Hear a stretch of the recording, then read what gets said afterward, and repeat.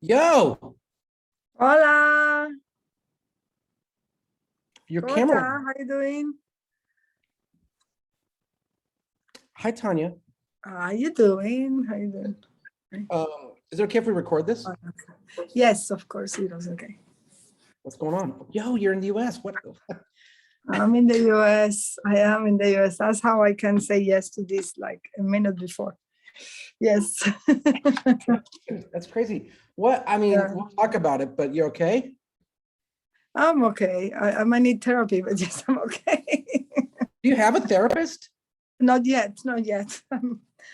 Yeah, I we got one should this have, last- you know what? I think they should have like therapies for activists, just like a specialization, like Oh. specializing just in activists. They should have that. That Listen. should be a new area of therapy. Just get a therapist in general. I'm telling you. I've had one for 1 year. Best thing ever. Really? Mm-hmm. Right. Well, nice. It's nice. Yeah. But you're back, and I'm you don't back. have the top in front of your door anymore. Thank That God. white car. But I still do like this kind of. Really? You got that thing going on? Yeah, I have that thing going on. Very much so. But Well, it's going to go away. It's fine. It's just a matter of time. Maybe Just you arrived 3 weeks ago. you should get a therapist. Where are you, in Boston? I am going to get one. Are you in Boston? I am. Yeah. What building is that? It's a new building. They have like this is. What school are you at? I'm a TDM, theater, dance, media, like performance basically. But what school? Harvard. I don't want to I don't know. announce. It's so funny. Like Harvard sounds so fancy, but like at the end of the day, like It's just another school, it's just a bunch of academics all annoyed at each other. like everywhere else in the world. They're all like that everywhere. Let me close the door. I'm always I like, think it's the I know the same. score here. I've seen it. Yeah, you've been there. Yeah. Yeah. Yeah. I know. It's not like to be an art professor at Harvard, they're like, oh, let's up the level of sophistication at ours. Teachers. We'll And see. it's also I like just they get the gig when the started. gig opens up and then they're there forever. I don't know. Who knows? I mean, I just literally arrived 3 weeks ago. So on How's the your, 27th of August. So so I'm did they getting. fly out? Were they like? You were know they what like- is funny? You know what is funny? They're so nice that they know I'm kind of traumatized. So they don't want to say anything bad in front of me about anything. Like the other day, I went to a party for visual art professors. And I was like, oh, well, I feel so good here after all this. And they were talking bad about the American government and stuff. And they stopped when I arrived, like, don't worry, just keep thinking. Everything is perfect. Don't just keep enjoying Things okay. paradise until the bubble bust. So we got a lot that to talk was- about. Yo, I'll tell you this. The school, me and you should have a separate debrief, but school's going great. Yeah. Okay. No, I say yes to next semester. It's fine. Right. It's fine. Yeah, and I'm This sorry semester about the I'm last going time. crazy because I just arrived and everything is crazy. But next semester is fine, and it's Be once great. a week, so I can plan. Like now, I'm becoming like, look at this. I have now like I put everything I have to do every day. I love it. I Like, don't. I have a schedule. But it's the only way We'll get to into it, have but I a can't help but think when you left Cuba, they were like, oh yeah, please get on a plane. thing. Yeah, I They're know. like, I know. you It say you was- want to it get on was- a plane? We'll drive that plane to your front door. We will. It was insane. It was really insane. But you know what? When I arrived to the airport, I was with one guy Hi, Jay. who was driving me. Oh, there are people already, so I should stop talking. Okay. That's all right. You can say Hi, hi. It's Jay. cool. Oh, there's a Jennifer there. Also, so. Hi, Jennifer. Behind the Hi, scenes. Jennifer. Perdóname. Hi, everyone. Hi. Jay's an SAIC graduate of recent Nice. and labor organizer. Nice. Good for you.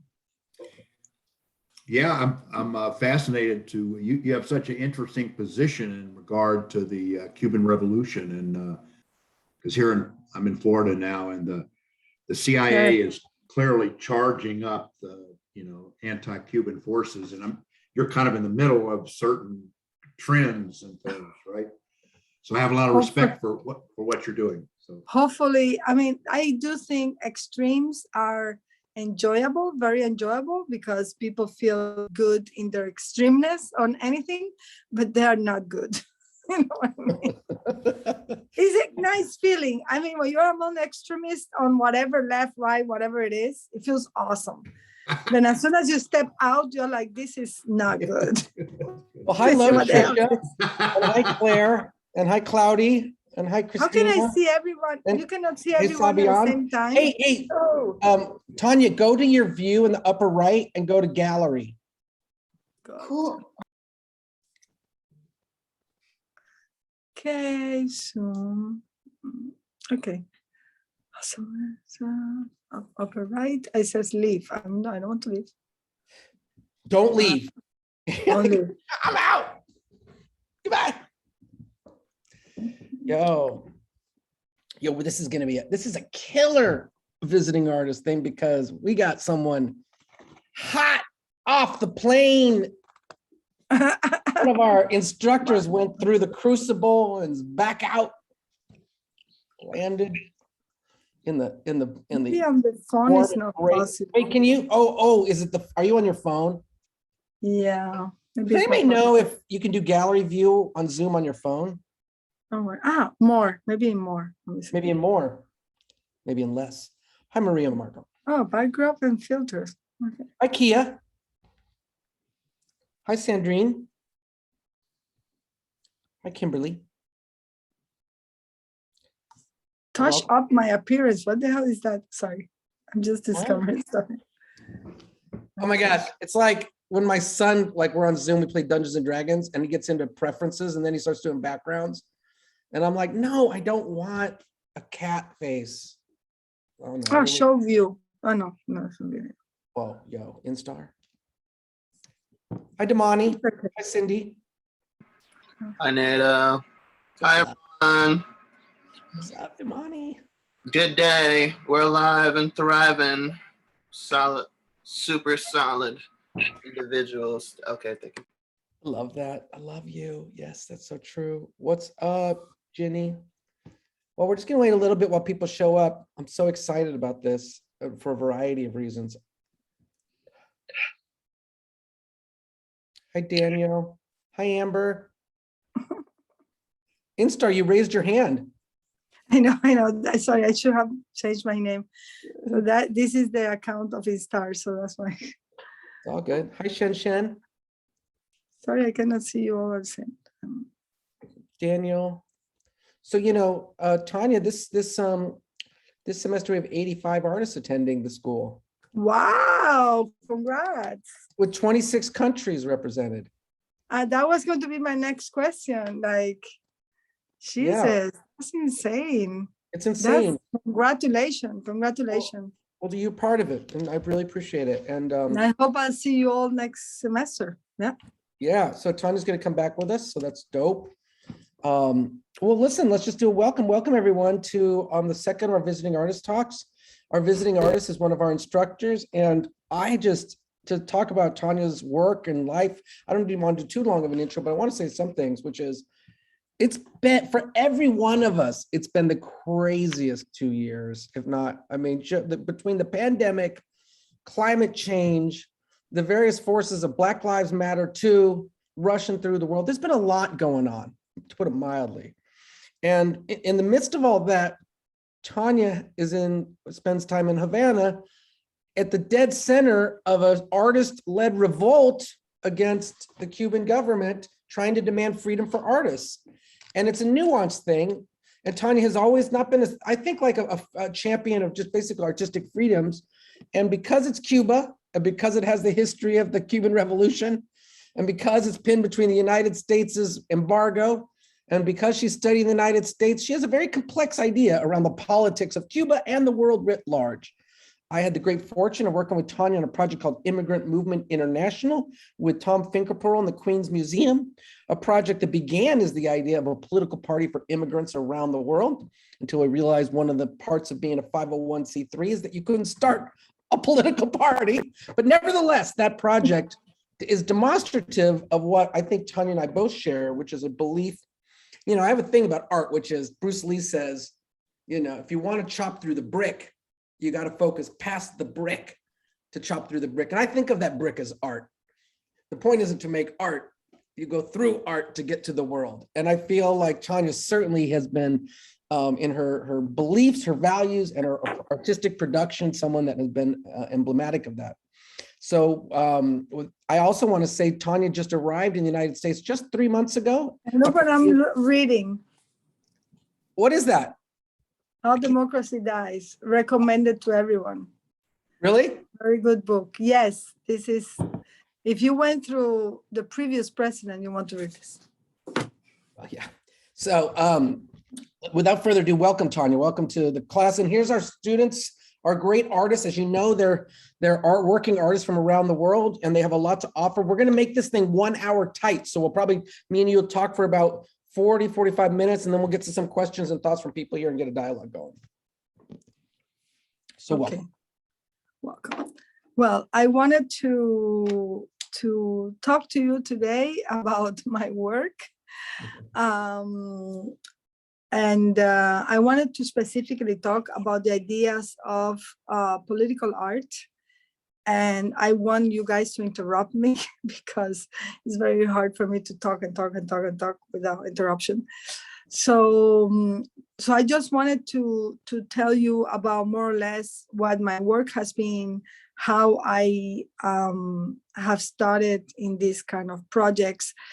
One of the things that happened to me is that I come from a family that was very connected to the Cuban government. So I had one idea of reality that has nothing to do with reality.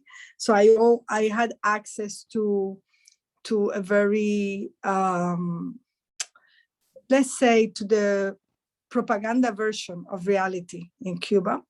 And then my parents divorced, and we went back to live in Cuba. Until that time, I lived outside of Cuba, so I only hear what they say to foreigners and how they convince other people that the Cuban Revolution was great. Then I went back to Cuba as a teenager, and I realized that what I heard had nothing to do with reality, and start having this problem. And then art was really the way I could solve all the contradictions I found in reality.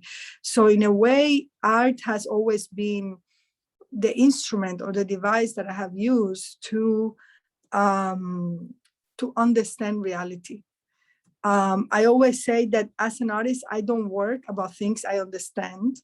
I work about things I can figure it out. For example, why sometimes you see that something is happening in front of you, like some social injustice or something that is unethical, and you don't understand why, if sometimes it's so easy, quote unquote easy, to do the right, quote unquote right thing. This is so difficult. So I use art as a way to understand reality and as a way for me to solve some of the things that I don't get, I don't understand. So this happened from very, very early on when I started studying art at 12 years old. By 15, I had to fight my parents because I wanted to become an artist. And they were, no, we put you in art school because we wanted you to have some culture. That's it. And I was like, no, I really like it and I want to be an artist. So that was a big fight with my parents. And then I realized when I started at the art school, I realized that art was not only good for myself, but it was also an instrument or device that that could be used to generate social movements, that generate social consciousness, and could generate discussions that otherwise were too painful for people. So I realized very early on that art could be a way in which you find out how to speak in public about things that you don't know maybe yet how to speak about. And then I was like, okay, I guess that's what I'm going to do. And then I got into trouble, of course. So basically, I also realized early on that I had an uncomfortable relationship with the idea of a genius artist or the individual artist. And the reasoning behind that is Cuba has been kind of a collective construction. And it is true that that collectivity has been forced in most of the time, but nevertheless, you get used to build something together. And this is something that when I went to the United States to do my MFA, I realized very quickly that was different from other places, because in Cuba, we don't have democracy, but at the same time, we build things together. We talk together. We create collective all the time. And sometimes to go against the forced collectivity, to question the forced collectivity. So I also realized that I didn't want to be an artist that is a solo artist working in a studio. Although I have to confess that after doing social art for a while, the one thing you want is to go back to your studio and don't look at anyone or talk to anyone for at least 6 months. I believe because it's so intense, and maybe NATO can relate to that. Yeah, I know. Well, Right? Joseph Stalin said. No. Joseph Stalin said every right. person is a problem, and Okay.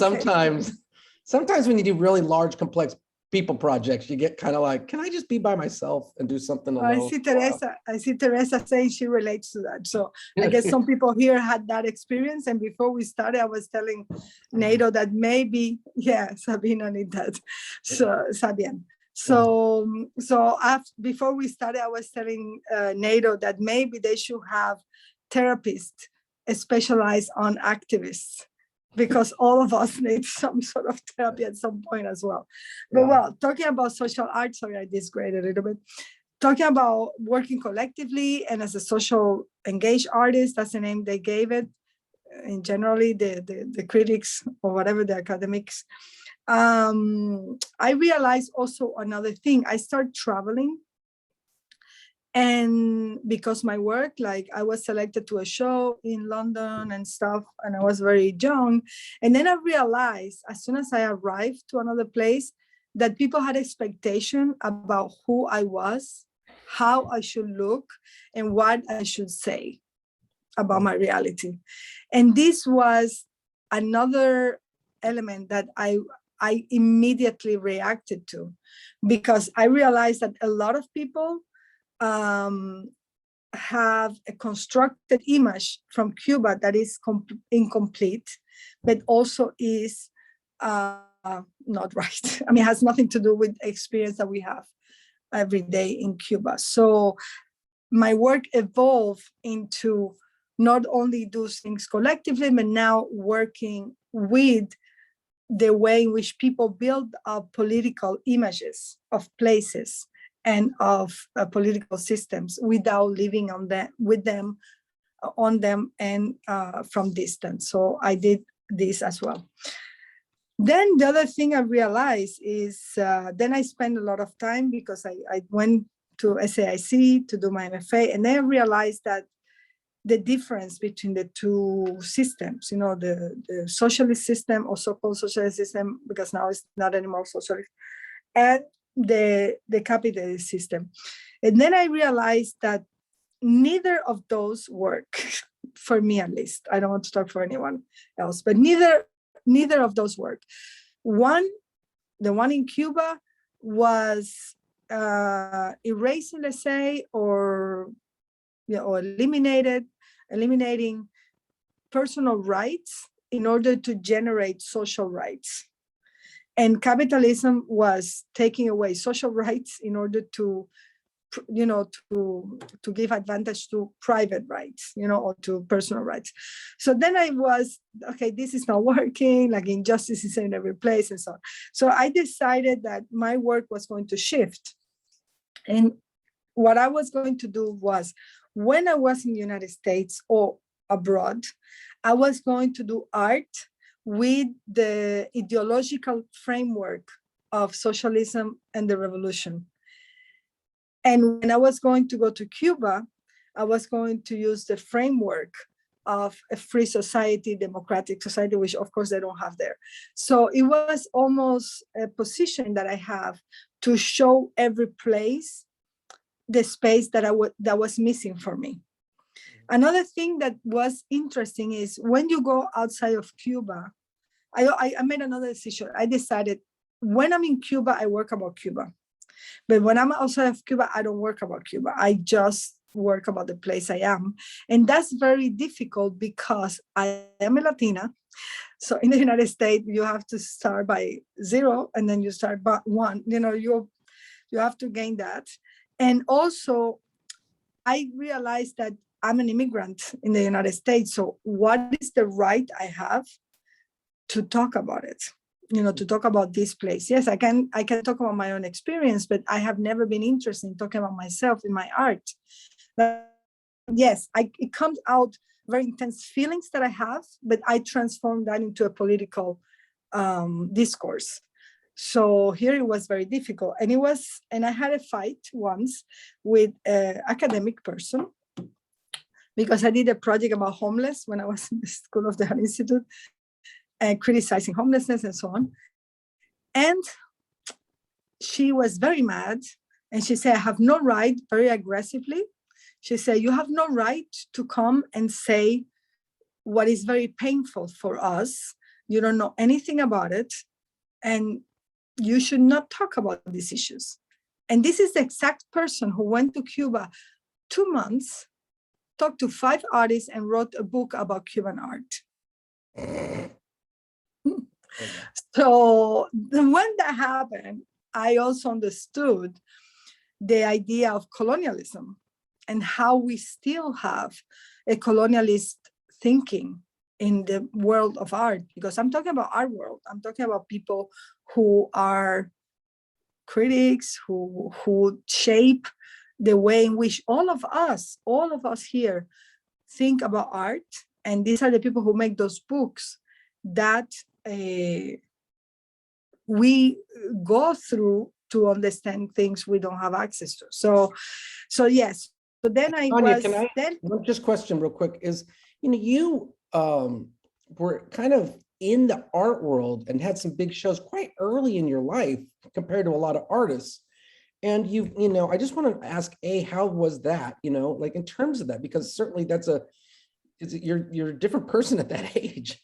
And yes, and simultaneously, in terms of your knowledge of moving in and out of the art sphere, understanding it as a sphere to be navigated, because that is, people might call it privilege, but certainly it's a space where you got access where a lot of people didn't in certain ways. Yeah, I think that's a good question. In Cuba, we had a privilege, which is that we had the Havana Biennial, which is a great event. And by the way, an announcement, well, I'll tell later. But so we had the Havana Biennial and a lot of curators came. And actually the first exhibition I made outside of Cuba was at the Whitechapel in London, which is an amazing and very respected exhibitions place. But I had no idea what that was. Yeah. So I think that helped me a lot because I never knew where I was showing. Or I went to the Biennial in Gwangju, for example. Yeah, exactly. Or I went to the of Gwangju Biennial, and I was like, oh, I'm going to be able to travel to Korea, because in Cuba, the other thing, the privilege was not only to show outside in these great places, it was to travel, because at that time Cubans could not travel. So that was interesting. I always think that in the government have used artists to test stuff. For example, they let us travel before all the Cubans could travel. Then like 10 years later, they let everybody travel. They let us buy houses. I mean, I didn't do that, but I know all the friends of mine who had a lot of money did that, and buy like factory spaces to do, their studios. And then now they're doing that with everyone 10 years or 15 years later. So it feels like we are the lab rats, you say, of the government. But no, I didn't know exactly what I was doing, to be honest. And I was meeting people, I had no idea who they were. And it was very weird. And I think that was great. Because also, to be honest, I had to fight a lot in Cuba because there is a lot of macho attitude among my peers, colleagues in my generation. Now, the younger people are amazing. They are, they are feminist, men artists who are great. But in my time, I had to fight very much my space, because it was not, they were not going to invite me anywhere unless I do as better as I could all my work, So I had a lot of pressure all the time. Yeah. See, I just realized what I was when I went to the SAIC and I gave my CV, and people were like, you were where? You did what? I didn't realize. I was just like, yeah. But you look more established art credentials than most of your faculty members. Yeah, but I didn't know. I mean, it was very naive in the sense of, I knew I was doing a lot, but whatever, I didn't. But the thing is that I realized also that I was, in a way, I start having contradictions with the art world as well. And as I say, when I start having this kind of colonialist, we didn't call them colonialists at the time. I mean, we call it all the things, but they were colonialist attitude. Then I realized that I wanted to defend where I was coming from more. So I started inventing concepts in Spanish for my work, like arte útil or, stuff like that, just to make trouble to the people. My idea was like, these people think they know everything, so I'm going to put some level of difficulty when they start talking about the work. So they had minimum to learn the Spanish word and stop. So I really enjoy that. So I recommend that a lot to all of you. If you want to, to deal with critics at some point of life, make them work. Put them some difficulties so they don't think they are too smart for their job. So, and then, and this is more or less the thing I've been going through. In relationship with working in the US and outside of Cuba, it has been very interesting because maybe the work has certain nostalgic attitude, because it's the nostalgia for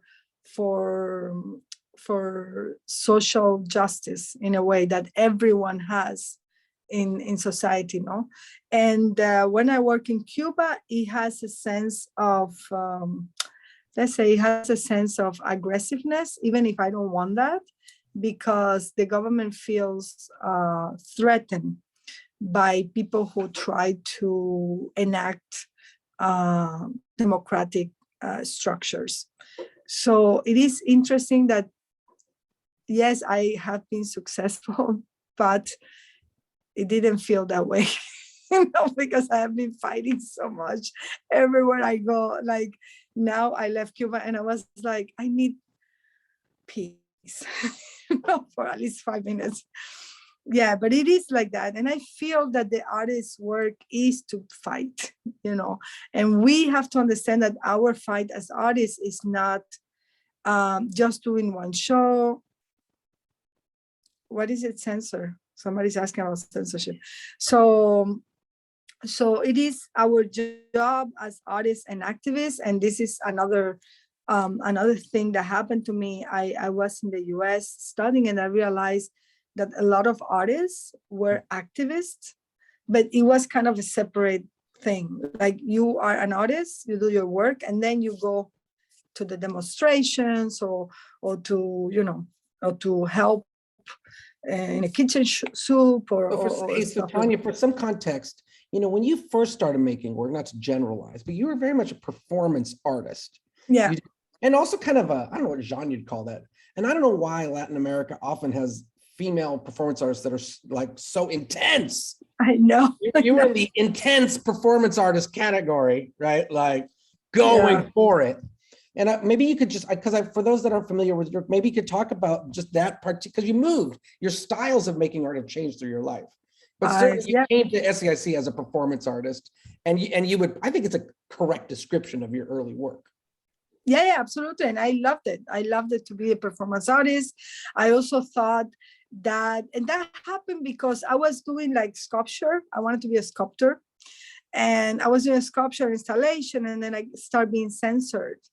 Mm-hmm. And at some point, I was censored so much that I say, what can I do that I don't require anything? And it was my body. I was like, okay, myself, I do something. They cannot say no. I do it in my house, or I do it in the street unannounced, so they cannot do anything. So it was actually a reaction to censorship, basically. And the funny part is I got even more censored after I did that. But yeah, so I think you weren't afraid of materiality. I mean, in so much as you really use smells and textures and viscerality, and you really, I mean, like everything you do, you go full on. But maybe you could just talk about just as a. I was a fan of one of your faculty when I was very young, Janine Antoni. Oh, really? I was a big fan of her work. Oh, that's cool. Yeah, because she's like, I'm like, yeah. It's amazing. Yeah. So yes. And it's funny because a lot of people put me with Marina Abramovic, and that's not really, no, because I knew about her work much later, So, but we have a lot of things in common, I understand, but I think it's a different research. Yeah. So yeah, definitely all my installations were immersive. They were using a lot of senses. And part of what I have tried to do in my work is to put people in a vulnerable position. So I always wanted the audience. For very early on, I started focusing more in the audience than in myself and than in the materiality of the work. And it's precisely because I wanted to see how can you transform someone through art. Mm-hmm. And this is why I was so focused on the audience. And I always say that one thing that I learned in my work, especially when I start doing social engaged art, is to not see the audience as a one kind of person, like a concept, but as different opportunities for to enter your work. Meaning there are people, you cannot say, oh, I'm doing the work in, I don't know, in Mexico, so the Mexican audience, you cannot think that way. Or I'm doing this in Poland, and this is the Polish general audience idea. So I always try to deconstruct audience. Yes, of course, you come with some sort of political and social understanding of things in certain places that are very, very distinctive. But as a social engaged artist, I always, at least the way I do it, is to imagine inside that, let's say, big Polish bracket, what kind of people I have in the audience. and that means what kind of experiences these people had before they arrived to the work. And therefore, how can my work enter different levels of conversations? And this for me is very important because sometimes in social engaged art, we tend, I'm not criticizing anyone, I have done it myself as well. We tend to make people, deshumanize, let's say, people, because we start seeing them as material of the work, which they are, because the material is the transformation of these people. But and then we go into, and this, NATO, we go into this kind of generic idea of transformation instead of one-on-one. So this is very difficult in my work because I spend more time thinking about the audience than the materials or how long things are going to last, Well, it's interesting. I just, for example, with Tatlin's Whisper #5, where you had a policeman kind of herd the audience around. I was thinking about that trajectory because certainly when you go from the performance piece, it's Tania out and the world's out there. And then increasingly you start working on the audience itself. And then I'm thinking like by Immigrant Movement International, I disappear. It just disappeared. Like there's a kind of disappearing of you. But I was thinking, but maybe you could talk about Tatlin's Whisper #5, and then maybe just also, because I think it's a nice bridge towards activism in general, the disappearance of Tania Bruguera. Yeah. You So- said the It didn't material. disappear too much. You said the material of the world is transformation.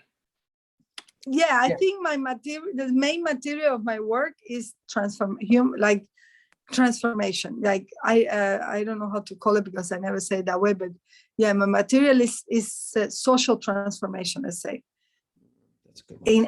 in people, like there's the experience of seeing how you can transform in relation to other people or in relation to yourself. So it is, yeah, definitely.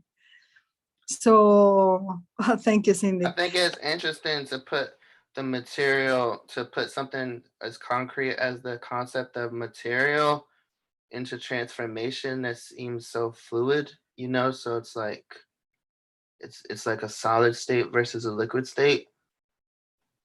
Very interesting, and I love it. Wait, Tania, you're muted. Unmute. Oh, sorry.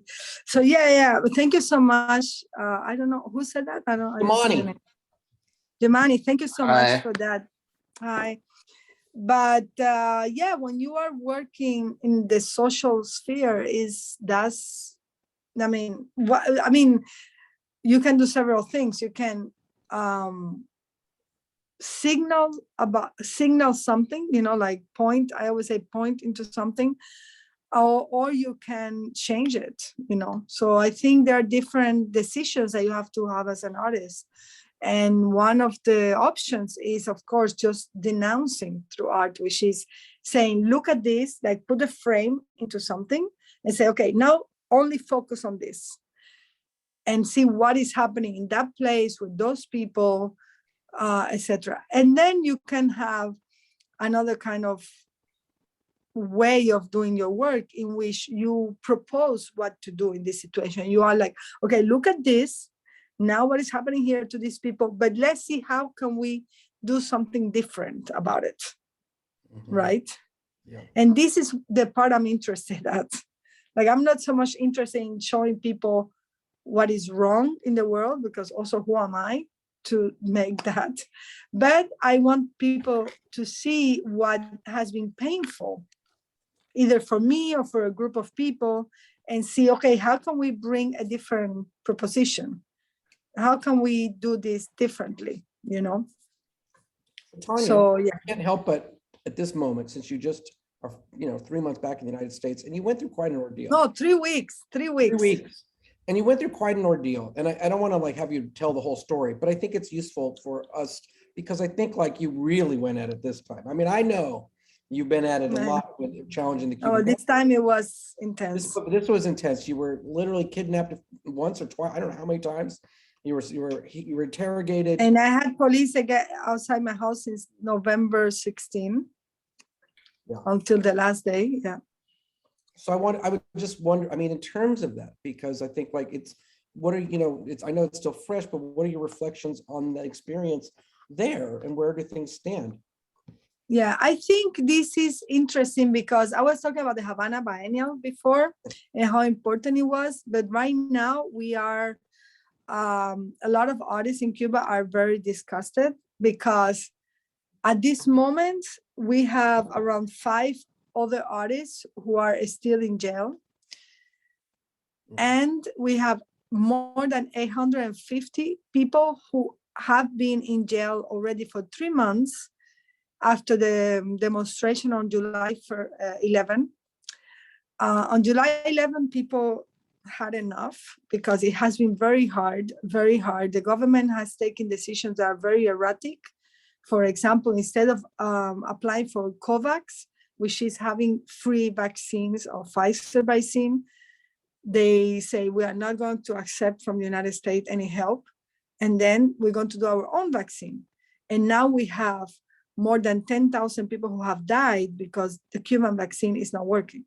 So, and now they bought the Chinese vaccine, which also I don't think it worked. But okay, so basically a lot, like we had a big medical crisis, like maybe a lot of people in the world, because I know this has been hard for everyone in the world. But this goes together with the fact that Cuban government has used COVID to implement several laws that are more and more controlling people. For example, they had the 370 where you cannot put stuff on the internet that they don't like. So they can put you in prison. Or, and they have many, many laws like that. They were using all this time to put a lot of laws that are not laws, actually. Let me correct. They are decree law, meaning they are executive orders. They're not even law. And a lot of things has happened that are very, like people are very mad because there is no food, there is no medical, there is nothing, but all the tourist hotels that are being built over the island keep being built. And people don't understand, like, why the money is going there instead of. So there was a big situation. People go out in the street for the first time ever during the revolution, and they put in prison all these people illegally, because in the new constitution it's legal on Article 56 to peacefully demonstrate. So in the midst of all of this happening, the Havana Biennial has just announced that in November, they were very quick, they are going to open the Havana Biennial, and the subject is society and ethics. So I guess they don't understand irony. And please, if you know anyone who is going to the Biennial, let them talk to them and explain what's happening in Cuba, because we are boycotting the Biennial this year. Okay, that's good to know. Until, and we just say until they release all the political prisoners and all the artists who are in prison. Now, Tania, it's my understanding too that a lot of this movement was very artist driven. Yes, it was. It came from artists. I mean, and I always feel like people don't understand how many movements come from artists, but particularly in your situation, it really, there was some sort of government ordinance that artists had to have their art approved. Was that the article that was really galvanizing people? Yeah, absolutely. And this was great because we had a group of artists who were in hunger strike for the liberation of a rapper artist. And they were taking off their house in a very horrible way. The police dressed as doctors and they broke the door and they took people to save them because they were on hunger strike. And the funny thing is they used the argument of the COVID, saying like they are spreading the disease, but none of them went to a hospital or to isolation place. They just took them out and they could go to the house. So this is very strange. So we woke up one day knowing this happened. Everybody got very, very mad, very mad. And we all decided to go in front of the Ministry of Culture. And we were, for the first time, a public demonstration of more than 500 people, artists from all over, like theater, cinema, music, dance, everything, visual arts. So we were all there. We decided to find representative of each practice and to go as representative to talk to the Minister of Culture. We waited more than, I don't know, 15 hours to be taken care. Like we arrived around 10:30 in the morning, and I think they saw us around 11 p.m. or midnight. I don't know. It was very bizarre. And then, yeah, and I think what happened is that we did all of this, and what the movement that we created was called 27N for the day of the first time we went there, 27th of November. And what we did was basically asking institutions to work properly. We didn't say we don't want the government, we don't want socialism. That's not true. We just went there to demand to the Ministry of Culture to intervene for the artists. The job is to work with and for artists, not to say that's not my problem, you know? And I think it was very nice because the people were looking online. Of course, they were at home, COVID, they were all the time on the internet. So they were seeing all the actions that we did on the 27N. And the 11th of July, I think they start copying what we did because they even used the same phrases and the same strategies that we used. It was very, very beautiful, I have to say. I couldn't join because I had 12 people in front of my house, in front of the building, waiting for me to go down, and I'm sure to beat me. And I was like, I'm not going to do that. Well, you know, we were so honored to have you instruct with us, and it became very difficult as your internet became more and more. They cut my internet all the time. Yeah, they were, and I'm sure that you're. But that's what they do. They try to. This is what they do. They try to isolate you. Yeah. And by the end, I really felt horrible because my brain couldn't work anymore. It's like the blood in my brain was so like this, or I couldn't, and it was this, they don't let you have hope basically, or think beyond yourself, because you are actually a prisoner. You cannot go out, you cannot, you know. So well, there's a lot. I want to turn it over to our artists at the school to just ask you questions and to go over your immense oeuvre. I mean, maybe we can at some point do a proper, like, I'll go through Tania's projects for folks so we can go in. There's so many. I don't know where to begin. And Tania's fresh out of 3 weeks out of Cuba after basically the second revolution. So it's an honor to be able to talk with you. And I'm glad that you are in one piece, because it was a little touch and go at moments there. I was very worried about you. I was worried about myself for the first time in my life too. I mean, you're very courageous, but it looked like they had your number. But that was intense. That was beyond what I have ever experienced. That's saying a lot. So if some people have some thoughts or comments, just chime on in. Hi, Tania. Thank you so much for your presence. I was just wondering what drives you to continue to put your body and yourself in these kind of possibly fatal situations? Well, I think it's very kitsch, but it's the truth. I get so rage. My rage is so much when I see some injustice that, the world is full of injustices, but there are certain ones that really are, for me, impossible to, like, I cannot sleep, I cannot think of anything else. And this, I have to do something. And again, since I use art all my life to solve these problems, this is what the form in which I respond to that, you know. And activism has been great, because activism, I feel, is a way of performing as well. So it's a way of being together collectively and to demand that I feel, you know, is very close to what I wanted to do before as an artist. So Thank Yeah. you. Yeah, I feel Yeah. like recently, like in the last year, I became more politically involved in because I became a U.S. citizen. And before that, having no citizenship, it kind of made me feel very removed from what was going on here in the States. I was just wondering, how does location play a role in your activism, if any? Well, it is responsibility via becoming witness, when you are direct witness, there is a responsibility you cannot avoid, so you are there.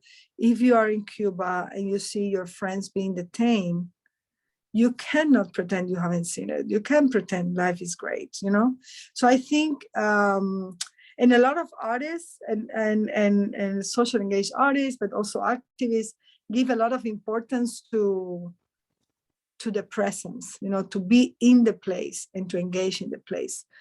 I think yes and no. I think you can develop a sense of responsibility also being distant. But at the same time, you have to be aware that people are seeing you as less responsible, or less, or having less, ¿cómo se dice? Less, relationship with the place. So I think it is complicated because you have to make sure when you are not in the place that you hear others. Like when you are in one place physically and something political happen, you can focus on your own personal emotional reaction to it. But when you are not in the place, you have to negotiate with the people who are in the place, who are feeling that suffering directly. Because sometimes it happens when people are not in the place, they want to compete in terms of suffering. Oh, I'm suffering more than you. And oh, I'm so, affected by this that happened, And we need to understand that the body has a big weight in terms of responsibility and in terms of vulnerability, like when people are in the place. Yeah, so this is something I'm thinking now that I'm here a lot. I know you often have said art should have stakes. Yeah, absolutely. And activism too. That you feel like, I guess you kind of feel like sometimes, I mean, not to call out art, and everyone's got their own world, and certainly life is complex. Everyone's got their own issues and battles, but certainly some art feels like, you've often, we both share this kind of, not irritation, but sometimes people will point at problems, but it seems kind of very, very passive, if not convenient. It's like, it's not that it's passive, because sometimes it's about how responsible you are of the consequences. The problem is, I think I can divide artists sometimes between artists who follow the consequences of the work and artists who don't feel responsible of the consequences of the work. So yeah, anyone can poke at the irritable issues or at the painful things or uncomfortableness. But the difference is there are artists who do that and run the other way, just do like and they leave. And there are artists who do that and stay there and get responsible for. And responsible doesn't mean that it's your fault. No, I mean, responsible mean they walk together with the people that process. Yeah. I feel like I haven't been thinking about being so political in all my life. Maybe before, when I was making music, I wanted to end the tyranny, and I was very verklempt about it, very overwhelmed. Now it's just I don't know. As far as music is concerned, I'm trying to just create a vibe of healing from I'm focusing on mental health.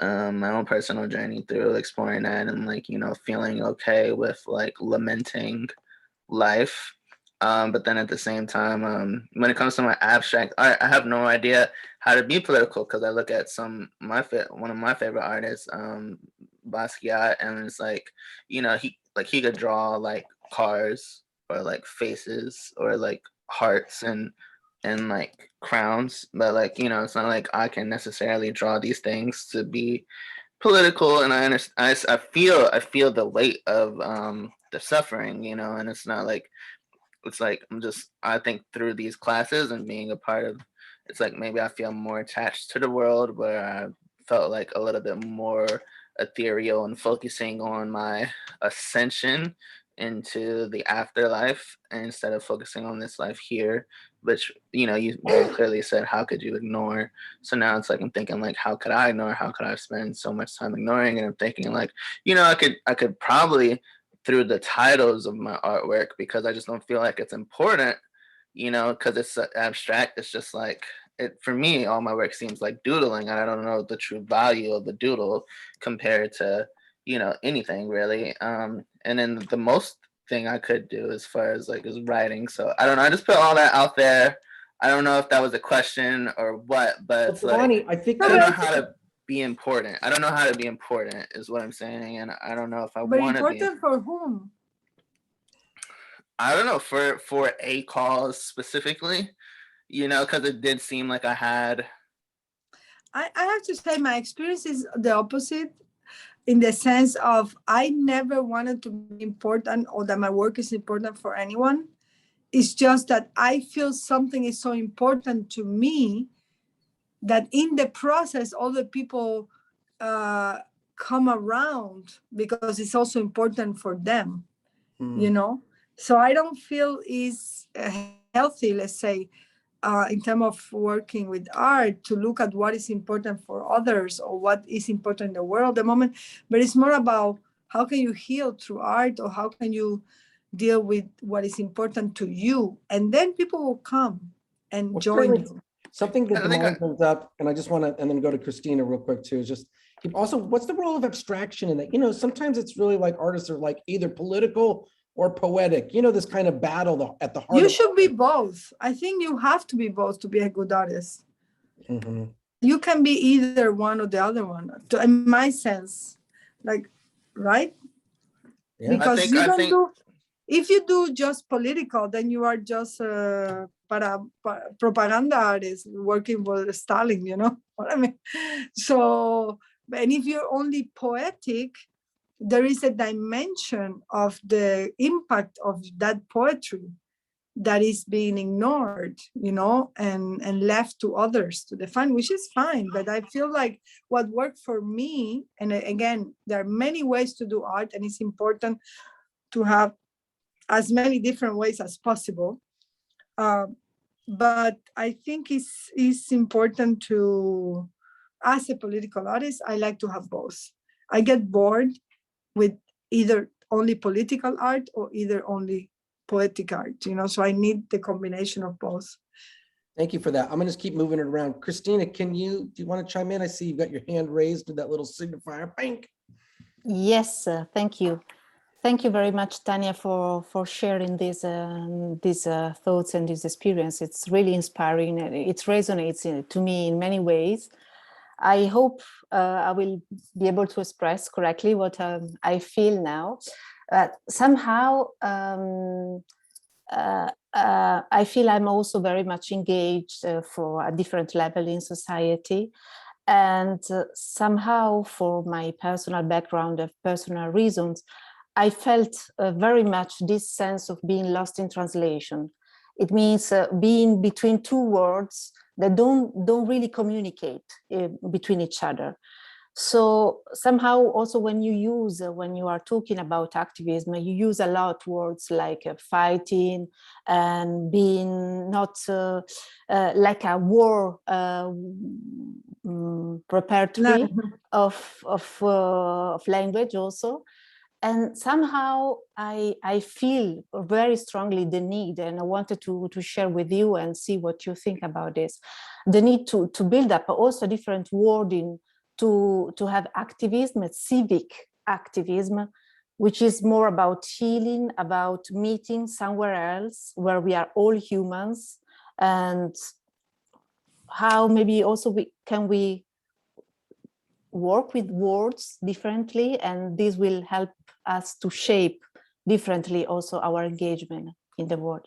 Thank you. I think you were not lost in translation. That was very clear. And I think you're right. Well, thanks for that. And Tanya, if you want to expand on that, it's fine. But also, I think, Sandrine, did you have a question you wanted to put up there? Sure. I thank you so much, Tanya, for being here and for all of the work you do. I have been a huge fan of your work for a long time. Thanks. So there are a couple of things that are sticking out to me. First of all, I just love this. I want to thank you for this phrase, like art as a device or instrument to make sense of contradictions. Like that's something that I'm going to be thinking about. So thank you for that. And I also am thinking a little bit more about what it means to follow the consequences of a work. And I don't know if you have more to say about that, or like an example of what that might look like. And especially with this question of work that might be more poetic and abstract, like what it might look like in that kind of case. Well, I think is working with the consequences, I think is, as I said before, walking together, you know, like creating a space that allow people to understand their pain, not only to realize they feel the pain, not only to realize that they are in a situation where they might not have control, or when they might have some oppression or racism or you know, some denigration of any way, but it's saying, okay, we know this.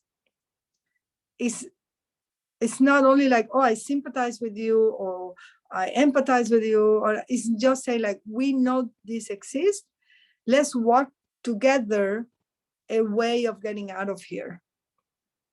That's what I mean by responsibility, like the consequences is, let's say you have an artist that I like a lot. For example, that show you photos of dead people in, I don't know, Afghanistan or whatever, you know, one of the wars, horrible, very touching. And you see that artwork and you are going to feel the pain of others. And then you leave the gallery or the museum, and what do you do with all that energy that the work has generated on you? And what I'm interested as an artist is to do my art with that energy that the work has created, emotional energy or thoughtful energy, whatever. So I want to use the energy that the work generates, and this is where I want to work. So this is what I mean by consequences. I don't know, you see a movie, let's say something more easier. You see a movie, and after the movie ends, you have certain feelings. If the movie is really good, you have certain feelings. Feeling good, feeling bad, feeling that you have to change something in your life. And then, of course, it's your responsibility to do that. But many times that energy created by the artwork is lost. Because you feel that, and then 5 minutes later, you take a bus or whatever, you go home, and then you forget about it, you know? So I really think that maybe that space of the consequence can be an important pedagogical moment, you know, that you can work with people. Yeah. We are almost out of time, even though this is just a teaser, because Tanya's going to be with us next semester. Woo, woo, woo. Internet's going to be a little better. But Sabian, I wanted to get you in there. I know Tanya's important to your work, so it's good to have you. Hi, Tania. I'm so really excited that you're here. I wanted to be in your course earlier this year, but couldn't for various reasons. But I'm from Puerto Rico, so I come from also a Latin country, and resonate so much with you and your work and your power behind all of what you're doing currently. You did say something earlier in your talk surrounding like isolation. That is something I have particularly dealt with in many ways, and the psychological control and abuse from the government itself, and the censorship and the control of the internet, and forcing you to just be in this, your own personal island, and the impact of the kidnappings and things that you hadn't experienced before. My question is surrounded around moving forward. How have you been able to, it may have been a shock for you. I don't know. I have no idea. You're a pretty tough egg from what I've seen. But how have you been able to utilize that experience of isolation and the kidnappings and the intimidation that you haven't experienced before into what you're doing day to day, what you're doing into your collective, what you're doing moving forward into, practicing yourself as a human being, even how you're even functioning. So yeah, I just wanted to ask about that.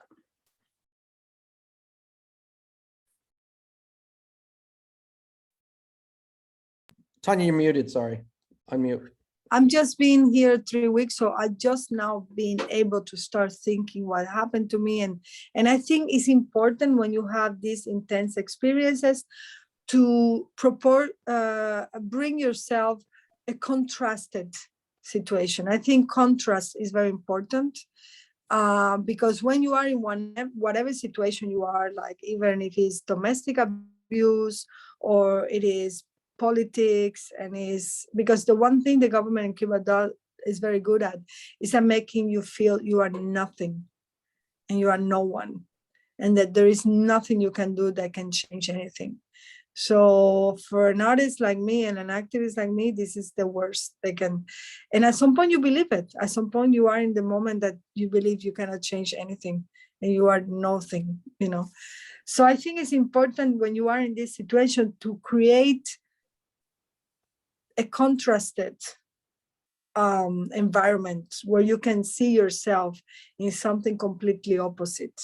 So you can gain again somehow your power, and the power of believing that it doesn't matter if you just sign a letter and you are one of 10,000 signatures, or you are going to say no to certain things the government wants you to do or whatever. And understand the power of the little things, because many times in activism, we want to be the ones doing the revolution and the hero of and it is the small things. It is the people who are calling the family of the prisoners now in Cuba, the people who are buying the medicine and send it. These are the little things that are important. And I think they can get into your brain, and they have this time, but you need to make sure that value is and ethics are important, are very clear. I think the sense of what is right, what is wrong. And in your case, you are from Puerto Rico, no? So that means that you have to even have something else, which is the fact that there is no proper identity for your country. You are a colony. So I think we have similar experiences, because you are also have that with the American government all the time, because they are making you feel, who are you? You are nothing. You have no right to, select who you want to be, in power. So I think it's just about understanding that, I don't know, that this is not a one-time heroic moment. This is persistence. And the one who wins is the one who doesn't get tired, Well, on that note, listen, thank you, Tanya. Thank you, everyone who has questions. I'm sure there's many more. Let's give you a warm welcoming. You soon. Thank you so much. It was very nice seeing all of you. You are the first lecture I gave, or the first time I am with people like this. So this is nice. It's very nice to have you. And also, if you can send a list, just email me or how we could find ways to support the artists in Cuba. Yeah, I think the best way is, please, I know you guys are from many, many places in the world. Please explain people in your countries, in your art world situation or in your job, that the Havana Biennial is immoral because they're celebrating art when they are artists in prison, and when they have imprisoned more than 800 Cubans who constitutional right was to go out to the street to say we want freedom. That's it. So I think we cannot accept a Biennial who is going to make good face for the government, like how happy we are when we have people in prison. Well, I appreciate that. And is there anything else we can Thanks. do? I know that if there's ways to get people tacos, I was really surprised by that too. But Tanya, thank you so much. Thank you so much. We look Thank forward you to so talking. much, Tanya. Nato, can I Thanks. just real quickly? Yes, yeah. Return for tea time, everybody, at 3:15 p.m. Eastern time. If you can, come back in a few minutes and hang Yes, out we'll with be able me. to debrief over tea. We can Ciao, carry on. Teresa. Tanya, so good to see you. Thank you Good so to much. see you. Bye. Ciao. Ciao, everybody.